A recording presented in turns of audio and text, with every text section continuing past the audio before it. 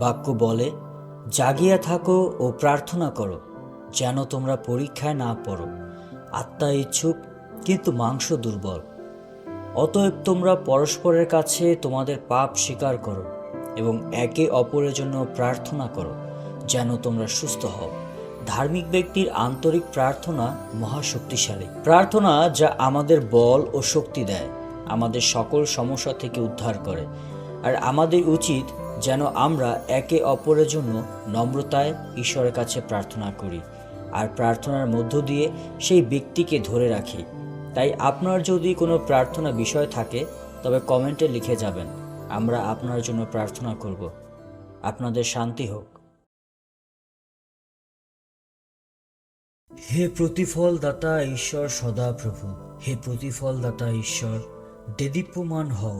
উঠো, হে পৃথিবীর বিচারকর্তা, অহংকারী লোকদিগকে অপকারের প্রতিফল দাও। দুষ্টগণ কতকাল, হে সদাপ্রভু, দুষ্টগণ কতকাল উল্লাস করিবে? তাহারা বকবক করিতেছে, সগর্বে কথা কহিতেছে, অধর্মচারী সকলে আত্মশ্লাঘা করিতেছে। হে সদাপ্রভু, তোমার প্রজাদিগকে তাহারা চূর্ণ করিতেছে, তোমার অধিকারকে দুঃখ দিতেছে। তাহারা বিধবা ও প্রবাসীকে বধ করিতেছে, পিতৃহীন দিগকে মারিয়া ফেলিতেছে। তাহারা বলিতেছে, সদাপ্রভু দেখিবেন না, যাকবের ঈশ্বর বিবেচনা করিবেন না। হে লোকদের মধ্যবর্তী নরপশুগণ, বিবেচনা করো। হে নির্বোধেরা, কবে তোমাদের সুবুদ্ধি হইবে? যিনি কর্ণ রোপণ করিয়াছেন, তিনি কি শুনিবেন না? যিনি চক্ষু গঠন করিয়াছেন, তিনি কি দেখিবেন না?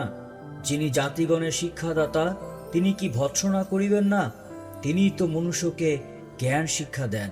সদাপ্রভু মনুষ্যের কল্পনা সকল জানেন, সে সকলই তো শ্বাস মাত্র।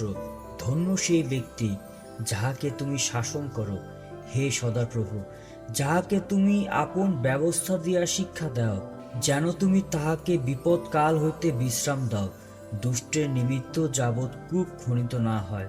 কারণ সদাপ্রভু আপন প্রজাদিগকে দূর করিবেন না, আপন অধিকার পরিত্যাগ করিবেন না। রাজশাসন ফিরিয়া ধার্মিকতার কাছে আসিবে, সরলচিত্ত সকলে তাহার অনুগামী হইবে। কে আমার পক্ষ হইয়া দুরাচারগণের বিরুদ্ধে উঠিবে? কে আমার পক্ষে অধর্মচারীগণের বিরুদ্ধে দাঁড়াইবে?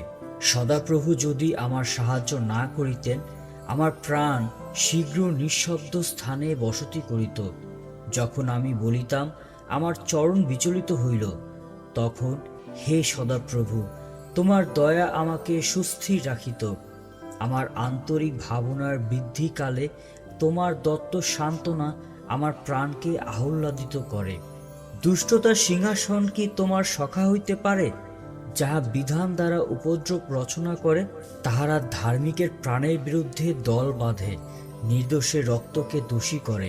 কিন্তু সদাপ্রভু আমার উচ্চ দুর্গ হইয়াছেন, আমার ঈশ্বর আমার আশ্রয় শৈল হইয়াছেন।